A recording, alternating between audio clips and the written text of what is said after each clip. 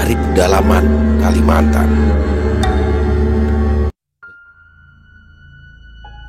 Sum, memang betul rumah kosong di dekat rumahmu itu sudah ada yang menepati?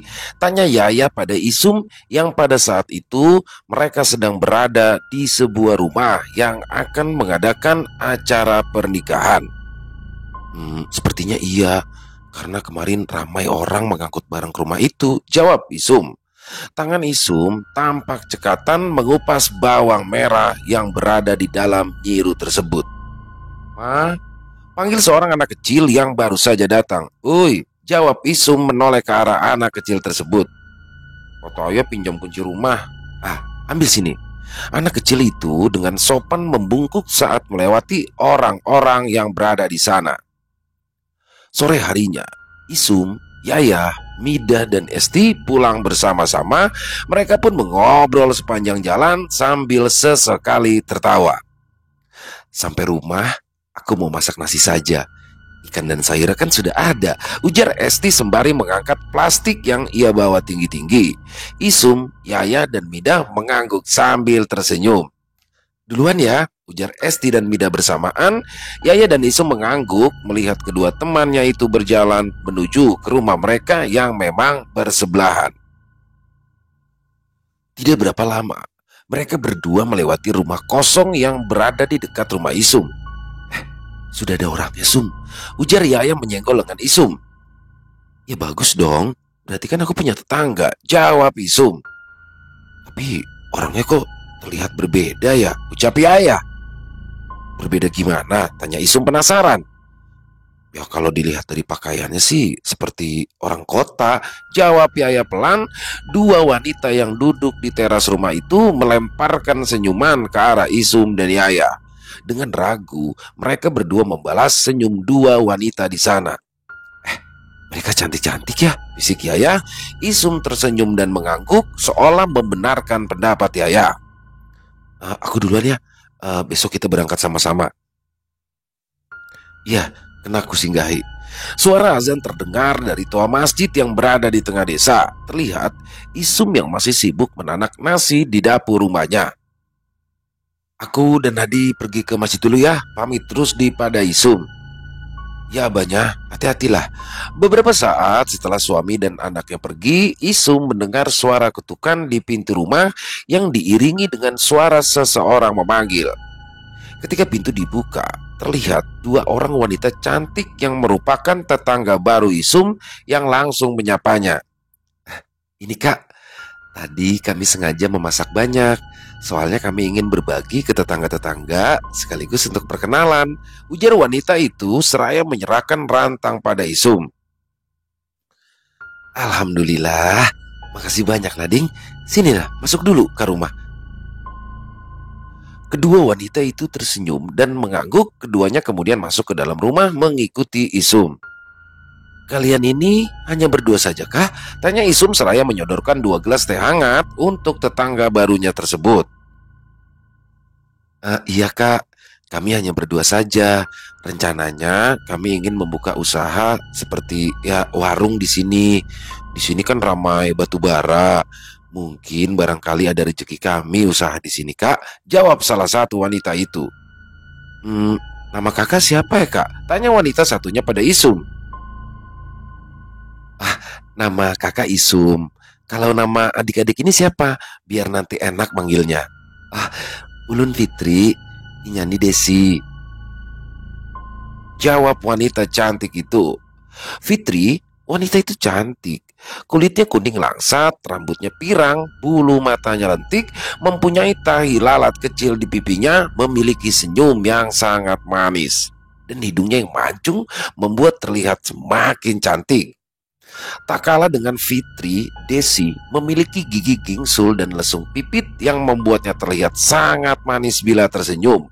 Bibirnya yang seksi dan dagunya yang manis semakin menonjolkan kecantikannya. Sejak kunjungan mereka malam itu ke rumah Isum, kini mereka bertiga pun terlihat sangat akrab dan sering mengobrol bersama. Bahkan tak segan-segan Isum menyuruh suaminya untuk membantu kedua tetangga baru mereka itu untuk membuat warung di depan rumah yang baru mereka tempati. Nah, Itu barangnya sudah datang, Kak, ujar Fitri mencolek lengan Isum dan menunjuk ke arah dua tukang ojek yang membawa penuh barang-barang. Isum dan suaminya membantu mengangkut barang-barang itu masuk ke dalam rumah Fitri dan Desi. Barang-barang itu disusun rapi di sudut ruangan. Wah, kalau mejanya hari ini selesai, besok kami sudah bisa jualan dong, Kak, ujar Desi seraya tersenyum menatap Isum dan suaminya bergantian. Adik tenang saja, kakak kalian ini jago kalau masalah pertukangan. Meja ini pasti selesai dibuatnya, ujar Isum. Fitri dan Desi tersenyum dan mengangguk. Kakak mau pulang dulu ya, Dek, mau masak dulu, ujar Isum pada kedua tetangga barunya yang cantik-cantik itu. Ya, Kak, jawab Desi dan Fitri bersamaan. Malam sudah semakin larut, namun kesibukan dari rumah tetangga Isum masih terdengar. Sekitar pukul 10 malam, barulah suami Isum pulang dengan tubuh dan wajah yang tampak lelah. Mejanya sudah selesai, tanya Isum sembari bangun dari tempat tidur. Ya, baru selesai. Tadi sekalian bikin kursi dan tempat menggantung kopi sasetan. Oh, ya sudah, kamu mandi dulu. Apa mau langsung makan? Tanya Isum. Aku mau mandi dulu, sudah lengket rasanya. Sementara suaminya mandi, Isum bergegas ke dapur untuk mempersiapkan makanan bagi suaminya. Mau kemana, Kak? Ujar Desi menyapa Isum. Oh, mau ke rumah teman dulu, Dek. Ada yang mau dikerjakan, jawab Isum tersenyum. Oh iya, nanti kalau pulang mampir ke sini ya, Kak, ujar Fitri yang tampak sibuk menyusun barang dagangannya. Isum mengangguk sambil tersenyum. Hari-hari berlalu dengan begitu sangat cepat. Warung milik Fitri dan Desi kini mulai ramai diserbu orang-orang. Para pelanggan kebanyakan adalah laki-laki. Hingga akhirnya mulailah menimbulkan berbagai gosip di kalangan warga desa. Terlebih lagi, warung tersebut buka sampai 24 jam dan penjaganya pun berganti-ganti. Jumlah wanita yang ada di rumah itu sekitar kurang lebih 6 orang. 4 orang selain Desi dan Fitri merupakan orang baru yang dibawa oleh kedua wanita itu. Isum sendiri saat ini sudah jarang berkunjung ke rumah Desi dan Fitri sebab Isum dilarang oleh suaminya. Wah, benar-benar ya. Itu warung bukannya sampai 24 jam. Mana yang jaga semuanya perempuan-perempuan lagi, ujar Yaya yang pada hari itu sedang berada di rumah Isum. Loh, terus kenapa? Tanya Isum seraya membuka tutup toples kerupuk. Seperti warung jablay sih kalau menurutku, ujar Yaya lalu tertawa. Tapi memang dalam hatinya Isum berpikiran seperti itu. Dan mungkin karena itulah sebabnya suaminya pun melarang supaya ia tak lagi sering-sering main ke rumah Fitri dan Desi. Di saat mereka sedang asyik mengobrol, tiba-tiba mereka melihat beberapa orang wanita yang mengamuk dan mengumpat memarahi orang-orang yang ada di warung tersebut. Waduh, itu kenapa mama nyaris sedang ngamuk-ngamuk ya, Sum? Tanya Yaya dengan mata melotot. Lah, memangnya aku tahu, kan aku dari tadi di sini sama kamu, jawab Isum seraya berdiri dan berniat menghampiri keributan itu. Gara-gara warung kalian ini ya, suamiku sudah tidak lagi memberiku uang.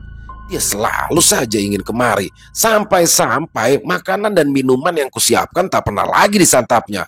Sebentar-sebentar selalu ingin kesini, menghabiskan uang. Anaknya di rumah tak pernah ia pikirkan, ujar wanita yang dipanggil dengan sebutan Umarisda tersebut. Ketiga temannya yang juga ikut melabrak warung tersebut pun tentu membela Umarisda. Yaya dan Isum yang menonton keributan itu menjadi saling pandang. Waduh, kok sampai segitunya ya abahnya Risda itu, ujar Isum. Ya kalau aku sih gak kaget, Sum. Abahnya Risda itu kan memang ya genit-genit buaya gitu. Ya, iya juga sih. Berarti istrinya ini juga salah kalau memarahi orang. Harusnya dilihat dulu suami kita itu seperti apa kelakuannya. Ibaratnya seperti rumah. Kalau kamu tidak membuka pintu, ya mana mungkin ada orang bisa masuk. Iya kan ya? Yaya mengangguk membenarkan. Ya, tapi kita kan juga nggak tahu ya cerita aslinya seperti apa. Mungkin saja memang anak buah Fitri dan Desi itu menanggapi rayuan laki-laki. Isu mengangguk. Semoga saja ya suami kita tidak seperti itu ya. Suamimu itu loh hati-hati, Sum. Mana rumah kalian dekat lagi. Bukan Fitri dan Desi, takutnya anak buahnya itu.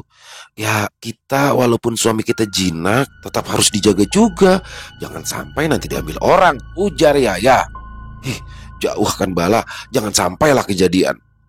Perkelahian di warung milik Fitri dan Desi itu pun semakin memanas saat abahnya Rizda datang dan memarahi istrinya di depan umum. Beberapa orang yang masih duduk-duduk santai di warung itu mencoba melerai perkelahian Pak Sutri tersebut, terlebih ketika abahnya Rizda mulai melakukan tindak kekerasan pada istrinya. Dan saat abahnya Rizda ditenangkan, umahnya Rizda malah semakin menjadi dengan mengacak-acak warung milik Fitri dan Desi. Seorang anak buah di warung itu pun tak lepas dari amukannya. Umar Rizda berteriak-teriak dengan penuh amarah, sementara Abah Rizda juga berteriak mengumpat pada istrinya. Isum yang mencoba menahan Umar Rizda justru mendapatkan tamparan dan jambakan dari wanita itu. Yaya yang melihat Isum diperlakukan seperti itu tentu ikut turun tangan dan menjambak rambut Umar Rizda. Akhirnya perkelahian 2 melawan 1 itu pun tak dapat lagi dihindarkan. Yaya berteriak histeris, tangannya masih dalam keadaan menarik rambut Umar Rizda. Setelah beberapa saat ketiganya berkelahi, akhirnya mereka pun berhasil dipisahkan oleh orang-orang yang mulai berdatangan setelah mendengar adanya keributan di warung itu.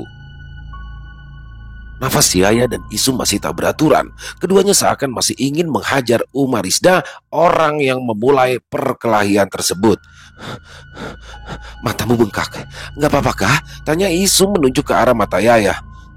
Semoga saja nggak apa-apa, Sum. Itu wajahmu juga berdarah-darah bekas kena cakaran. Tunjuk Yaya ke arah pipi Isum.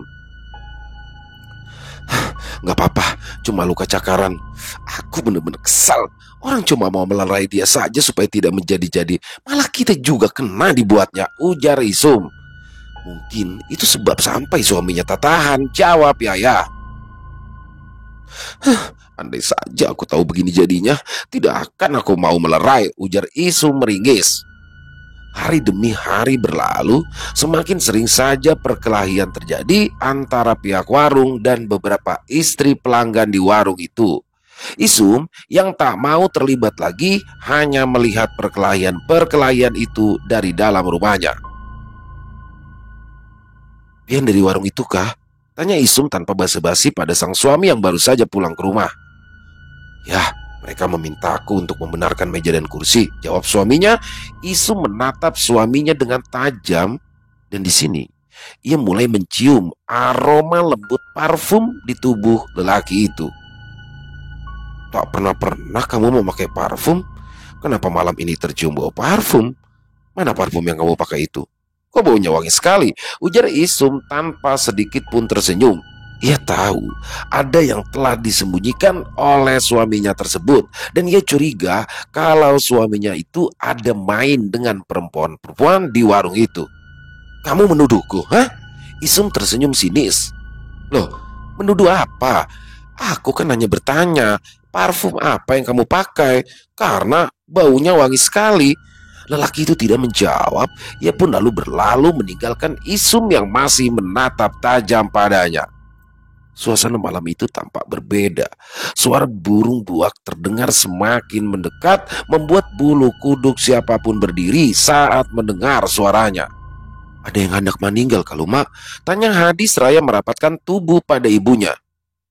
Kamu takut? Ujar Isum balik bertanya. Hadi mengangguk. Jangan takut, itu kan hanya suara burung. Ayo cepat tidur. Aku takut mak, suaranya dekat sekali. Burung buak itu terdengar seperti sedang menangis, pertanda bahwa dalam waktu yang sangat dekat akan ada orang yang meninggal dunia. Tok tok tok, tok tok tok. Suara ketukan di pintu membuat Isum beranjak bangun dari duduknya. Ada apa ya? Tanya Isum pada Yaya yang berdiri tepat di hadapannya itu. Suamiku, ucap Yaya. Belum sempat ia menyelesaikan ucapannya, tangisnya langsung pecah. Sudah, sini ayo masuk dulu. Ceritakan apa yang terjadi dengan suamimu, ajak Isum menarik lembut tangan Yaya yang masih saja terisak. Cukup lama Yaya terisak. Ada apa ya? Tanya Isum setelah Yaya sedikit lebih tenang. Yaya diam saja. Ia tak menjawab sedikit pun. Namun ia memperlihatkan beberapa luka dan memar yang ada hampir di sekujur bagian tubuh atasnya. Isum mengkerutkan alis melihat luka dan memar yang kala itu dipertunjukkan oleh Yaya. "Apakah ini ulah suamimu?" tanya Isum. Yaya mengangguk lalu ia kembali menangis lagi. "Kenapa bisa sampai seperti ini ya? Padahal sepertinya suamimu itu orang baik," ujar Isum seolah tak percaya. "Dia berselingkuh dengan perempuan di warung itu, Sum. Terciduk olehku, lalu ku marahi. Tapi ternyata malah aku yang balik dipukuli." Isum menghela nafas panjang. Ia pun tak jauh beda nasibnya dengan sahabatnya tersebut. Hanya saja suaminya belum melakukan KDRT. "Suamiku, kurasa sama juga ya," ucap Isum. "Hah? Apa kamu dipukuli juga?" tanya Yaya. "Tidak, atau mungkin belum. Akhir-akhir ini aku memang menemukan hal-hal yang mencurigakan pada suamiku. Hal itulah yang membuatku curiga, ya, kalau dia mempunyai selingkuhan." "Lalu bagaimana, Sum? Kita apakan suami-suami kita itu?" tanya Yaya. Isum terdiam. "Apa kita basaran?" "Hah? Di mana?" "Sudah, nanti kamu juga akan tahu," jawab Isum. Untuk malam ini sebaiknya kamu tidur di sini saja dulu. Tidak usah pulang ke rumah. Aku takut kamu nanti dipukuli lagi." Yaya pun mengangguk menuruti saran dari Isum. Pagi-pagi sekali, keduanya pun sudah pergi menaiki sampan. Mereka mendayung ke hulu dan saat tiba di bawah jembatan goyang, mereka menambatkan sampan itu di salah satu jamban yang ada di sana. Isum berjalan lebih dulu menaiki tangga-tangga tersebut. Setelah berada di atas, Isum pun langsung memanggil 2 ojek sepeda motor dan setelah memberitahukan alamat yang akan didatangi, mereka pun lalu berangkat. Setelah 30 menit perjalanan, mereka pun akhirnya sampai di sebuah rumah. Terlihat seorang nenek-nenek yang sedang memberikan makan ayam-ayamnya di halaman rumah itu. Isum, kenapa tidak berkabar kalau mau kemari?" sapa nenek yang tampak masih sangat kuat itu. "Saya sengaja, Nek." Bagaimana kabar nenek?" "Ya seperti inilah, Sum. Kalau badan sehat-sehat saja." Isum mengangguk. "Nih, sebenarnya saya datang ke sini ingin meminta pertolongan pada nenek." "Meminta tolong apa?" "Kami berdua ini ingin minta sesuatu atau pegangan agar suami kami tidak lagi main perempuan lagi nih," ujar Isum. Nenek itu menatap Isum dan Yaya secara bergantian. Tatapannya lekat pada kedua wanita itu. "2 hari dari sekarang, datanglah kalian kemari lagi dan bawa celana dalam suami kalian serta bulu dari kemaluannya." "Baik nih, baik," jawab keduanya. "Tapi nih, kalau boleh tahu untuk apa ya celana dalam dan bulu itu?" tanya Yaya. "Agar nantinya supaya alat vital suami kalian itu tidak bisa hidup saat bersama perempuan lain." Yaya dan Isum terdiam. Keduanya pun saling pandang dengan perasaan yang tidak karuan. Apa tidak apa-apa, Nek?" tanya Isum. Tidak, tidak mati permanen. Dia hanya tidak akan mau hidup jika dengan perempuan lain. Kalau dengan pasangannya, ya tetap bisa. Namanya saja kalian ini istri sah mereka kan?" Isum dan Yaya mengangguk. "Kalau begitu kami mau banget, Nek. Ya supaya suami kami tidak tergiur dengan wanita lain." "Aduh Sum, bagaimana ya nanti cara memotong bulunya itu? Apa nanti tidak ketahuan?" Pintar-pintar kamu sajalah. Bagaimana caranya supaya suamimu tidak curiga ya?" "Aku takut." "Ya kalau takut jangan dilakukan. Tapi apa nanti kamu kuat kalau dipukuli lagi, ha?" Yaya terdiam. Ia pun membenarkan perkataan dari Sum. Hingga tibalah hari mereka akan kembali menemui nenek tersebut dan membawa persyaratan yang sudah diminta oleh si nenek. Sudut bibir Yaya terlihat memar. Isum tahu jika itu pastilah ulah dari suami Yaya yang kembali memukulinya.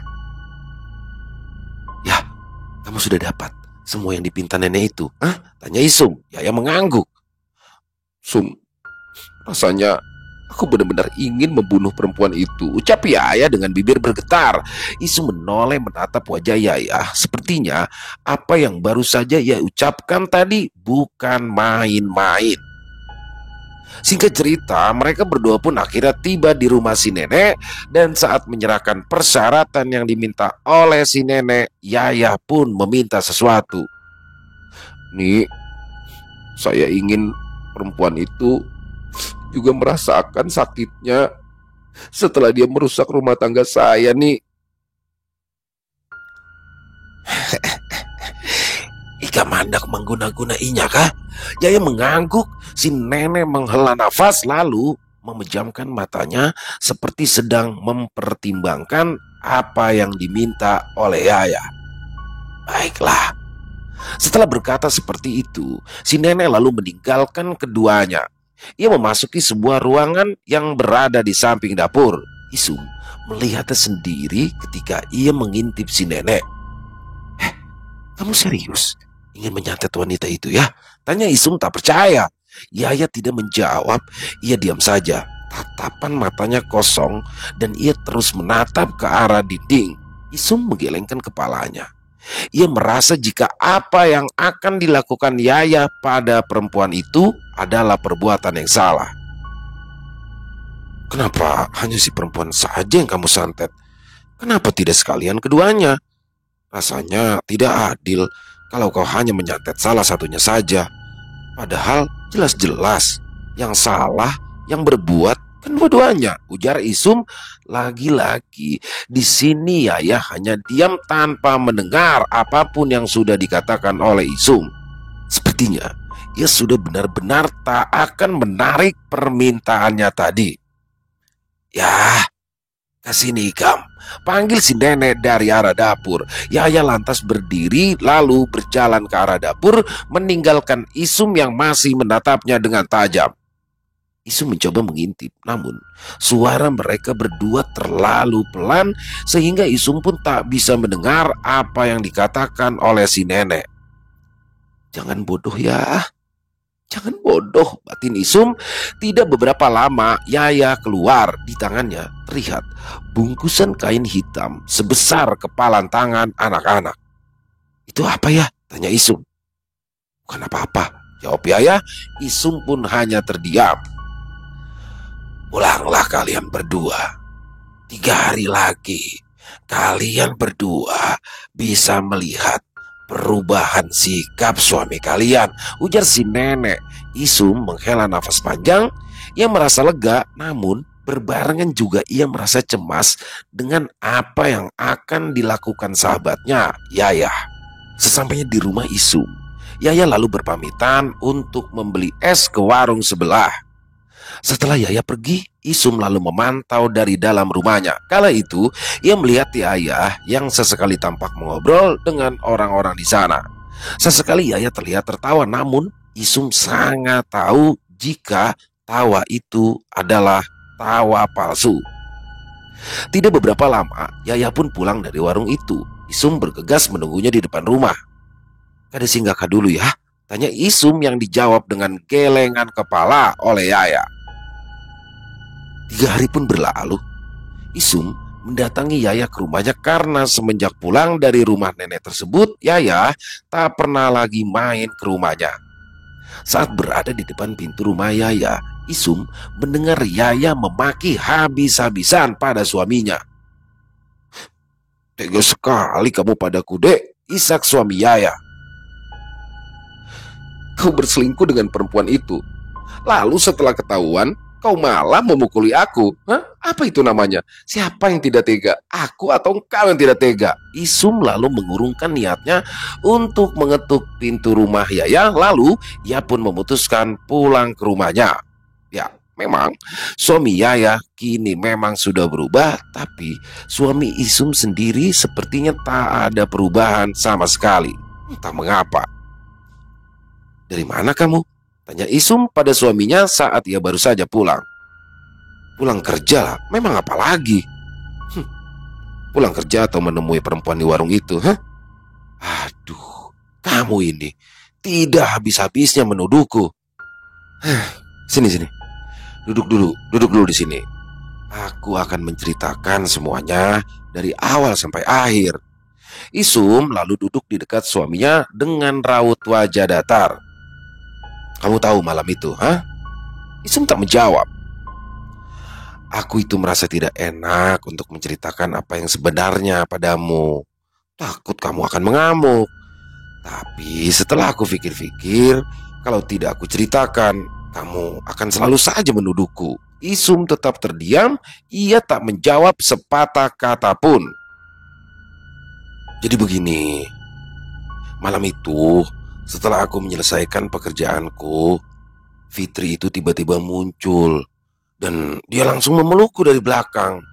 Dia juga mengatakan, bagaimana kalau bayarannya ya itu saja. Ya, lalu aku jawab kalau aku itu tidak mengharapkan bayaran. Aku itu mau menolong mereka pun sebab memang istriku yang meminta. Ya, aku itu sebenarnya malas menceritakan kejadian malam itu karena aku lihat kamu itu akrab sekali sama dia. Makanya sejak awal kan sudah aku pesankan agar kamu itu jangan terlalu akrab dengan mereka. Tapi kamu tidak pernah peduli dengan apa yang aku katakan." Isu menatap wajah suaminya. Jadi itulah sebabnya pelet celana dalam yang dilakukan oleh si nenek seperti tak ada efek. Karena memang sedari awal suami Isum tak pernah berselingkuh. Di keesokan harinya, saat itu adalah hari pasar. Isum yang baru pulang berbelanja dari pasar melihat keributan di warung yang ada di dekat rumahnya tersebut. Beberapa orang tampak berusaha mengangkat tubuh seseorang dari dalam rumah. Rupanya salah satu perempuan penjaga warung itu terkena penyakit aneh. Darah terus-terusan keluar dari alat kelaminnya. Celana jeans hitam yang perempuan itu kenakan sampai basah. Bahkan bau amis darah pun juga tercium sampai ke tempat Isum berdiri. Dan tidak jauh dari situ terlihat Yayah yang berdiri mematung dengan tatapan yang sulit untuk diartikan. Senyum tipis terlihat dari sudut bibirnya. Orang-orang yang berada di sana mengatakan bahwa itu adalah azab bagi perempuan itu. Namun Isum tahu jika Yayah adalah orang di balik kejadian tersebut. "Ya," panggil Isum. Yayah menoleh. Sum, aku tadi ke rumahmu mau mengantarkan ini, tapi ternyata kau tidak ada di rumah." Isum menatap satu plastik putih kecil berisikan ikan sepat asin yang berada di tangan Yayah. "Kita ke rumahku yuk," ajak Isum. Di rumah Isum mereka pun mengobrol seperti biasa. Mereka berdua tak ada lagi yang membahas tentang yang terjadi terhadap perempuan di warung. "Bagaimana suamimu sekarang ya?" tanya Isum. Jauh lebih baik." "Bagaimana dengan suamimu?" "Oh, berarti sama dengan suamiku." 2 bulan pun telah berlalu. Akhirnya warung itu pun tutup setelah banyaknya keanehan dan kejadian buruk yang menimpa para perempuan yang bekerja di warung itu. Bahkan dari kabar yang beredar, ada salah satu perempuan di sana yang hampir mati karena kelaminnya membusuk dan mengeluarkan nanah bercampur belatung. Dan pelet yang digunakan Yayah pada suaminya masih ada hingga saat ini. Masih banyak yang memakai pelet itu untuk menjauhkan suami dari perselingkuhan. Dan semoga kita tidak masuk di antaranya. Selesai. Wah, luar biasa. Kisah dari Om Ras selalu menarik ya. Kisah-kisah kangen juga deh. Udah lama kita ngebawain kisah dari Om Ras dan kisah dari tanah Kalimantan selalu seru untuk disimak. Banyak sekali ya hikmah baik yang bisa kita ambil, pelajaran hidup terutama yang bisa kita ambil dari kisah barusan. Jadi kisahnya tadi tuh singkat ya, singkat tapi dapat banget di sini. Banyak sekali pelajaran hidup sekali lagi yang bisa kita ambil dari sini dan terutama sih kalau saya pribadi lebih kepada komunikasi ya, kepada komunikasi di antara pasangan suami istri karena ternyata si Isum sendiri ya sudah capek-capek, dia sudah capek-capek datang ke orang pintar, terus sudah memelet, memberikan pelet untuk suami, tapi ternyata suaminya tuh nggak selingkuh kan kayaknya apa ya sia-sia dan yang pasti berdosa, yang pasti berdosa. Uh, Coba kalau dari awal dia ada komunikasi dan letak warungnya juga deket kan sama rumahnya, jadi ya bisa aja langsung dilihat, dikonfirmasi, ditanyakan, dipantau. Jadi menurut saya sih lebih ke situ ya. Tapi yang tertariknya juga nih dengan Yayah, sahabat dari Isum yang ternyata tuh ya itulah. Kenapa sih Yayah bisa berubah menjadi kejam? Bahkan ketika Isum sudah mencoba menasihati ya agar tidak melakukan hal itu, atau lebih parahnya lagi Isum ya serang dua-duanya gitu, santet dua-duanya, jangan cuma santet ke satu orang. Tapi ya itulah hati wanita ya, seluruh wanita pasti hampir sama. Maksudnya sama di sini dalam artian hati wanita itu seperti kaca kan, kalau udah hancur tuh udah susah dan dia akan menaruh dendamnya secara apa yang membabi buta. Di sini sampai di akhirnya ternyata wanita yang sudah terkena santet itu meninggal dunia. Jadi luar biasa kisahnya dan berhasil ya. Kalau Yayahnya tuh berhasil, suaminya langsung tunduk. Jadi pas waktu Isum sedang main ke rumahnya, itu posisi siapa namanya Yayahnya tuh sedang marah-marahin suaminya tuh yang gantian tunduk. Tapi sekali lagi di sini ini tidak boleh. Don't try this at home. Jadi jangan pernah mencobanya karena itu sekali lagi sudah bersekutu dengan jin, dengan iblis, dengan setan. Jadi itu semua kan atas bantuan gaib, ya, atas bantuan apa namanya jin atau setan yang pasti tidak baik. Dan jangan deh, jadi lebih kepada komunikasi dan terhadap suami ataupun istri, jagalah masing-masing pasangan ya. Suami juga harus menjaga istrinya dan sebaliknya istri juga harus menjaga suaminya, dikomunikasikan. Itu sih lebih kepada itu. Jadi memang apa namanya kisahnya memang singkat ya, tapi dapat banget pesan-pesan moralnya, dapat banget di situ.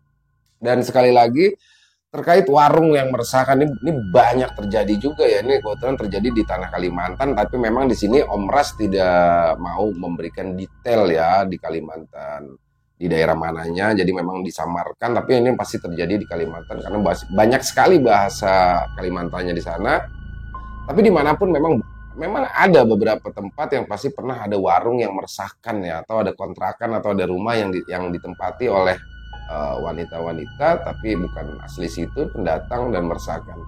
Ya sebaiknya lapor lah ya, kalau memang terasa meresahkan ya dilaporkan saja ke ketua lingkungan setempat agar tidak memakan korban, baik korban dari warga setempat yaitu istri-istri yang suaminya diganggu ataupun korban nyawa sampai yang terjadi seperti dalam kisah barusan. Dilaporkan saja ke ketua lingkungan, ketua RT, ketua RW agar dapat ditindaklanjuti, apalagi bukannya 24 jam dan itu dijaga oleh 6 wanita tapi secara bergantian. Jadi luar biasa, meresahkan sekali itu, meresahkan sekali. Dan sekali lagi Om Ras terima kasih, kisahnya bagus banget dan yang pastinya ditunggu lagi Om Ras kisah-kisah terbarunya dari Tanah Borneo yang pasti seru. Dan buat teman-teman semua semoga terhibur ya, teman-teman para pecinta penikmat horor semoga terhibur dengan kisah yang barusan, terutama kepada para subscriber daripada channel Ilo Bercerita.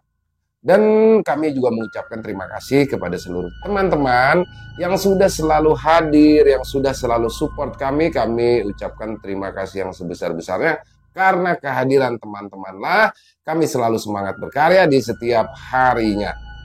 Dan kami juga akan selalu memberikan variasi ya. Jadi kadang kita yang kisahnya slow, terus ada yang kisahnya ringan, ada yang kisahnya berat. Jadi kita mencoba memvariasikan agar teman-teman nggak bosen. Jadi dari berbagai dari teman-teman penulis yang lain juga akan kita coba variasikan lah ya.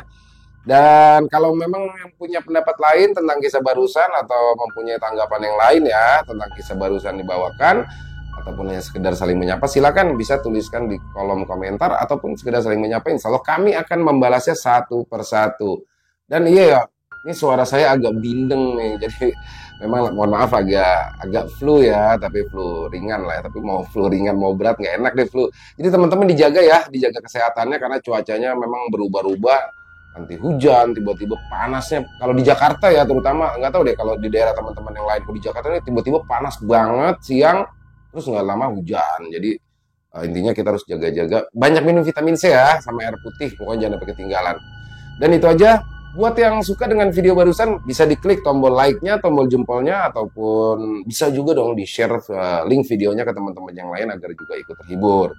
Buat yang belum subscribe ataupun sudah lama bergabung tapi ternyata lupa ya belum subscribe, yuk diklik tombol merah subscribe-nya. Jangan lupa lonceng notifikasinya dinyalakan agar teman-teman selalu mendapatkan notifikasi dari konten-konten yang akan kami upload selanjutnya. Untuk channel Ilo Bercerita, kami upload di setiap malamnya jam 9 waktu Indonesia bagian Barat. Dan buat teman-teman yang mungkin punya kisah horor, misteri yang diangkat dari kisah nyata, ataupun dari pengalaman pribadi, apabila berkenan dibawakan di channel kami, silakan. Bisa dikirimkan ke nomor telepon yang ada di bawah sini, bebas ya. Boleh dalam bentuk tulisan, boleh dalam bentuk audio, rekaman suara, boleh senyamannya teman-teman. Dan juga kemarin kita sudah up yang ada narasumber ya. Jadi memang sekali lagi kami mencoba memvariasikan. Apabila memang nanti ada kesempatan lagi, kami akan mencoba membawakan kisah. Setelahnya kita langsung dengar dari sang narasumbernya. Tapi itu akan ada sesi-sesi, nggak setiap hari begitu. Ya itu aja, di akhir kata saya Ilham mengucapkan permohonan maaf apabila mungkin dalam pembawaan kisahnya barusan ada kesalahan saya dalam berkata-kata, ataupun ada kata-kata saya yang mungkin kurang berkenan di hati teman-teman. Saya mohon dibukakan pintu maaf yang seluas-luasnya, karena saya hanyalah manusia biasa, tempatnya salah dan dosa. Dan sampai berjumpa lagi di konten-konten kami selanjutnya yang pasti tidak kalah serunya, yang pasti tidak kalah horornya, masih bersama saya Ilo di channel Ilo Bercerita. Salam sehat, sukses selalu untuk kita semua. Amin, amin ya robbal alamin. Wassalamualaikum warahmatullahi wabarakatuh.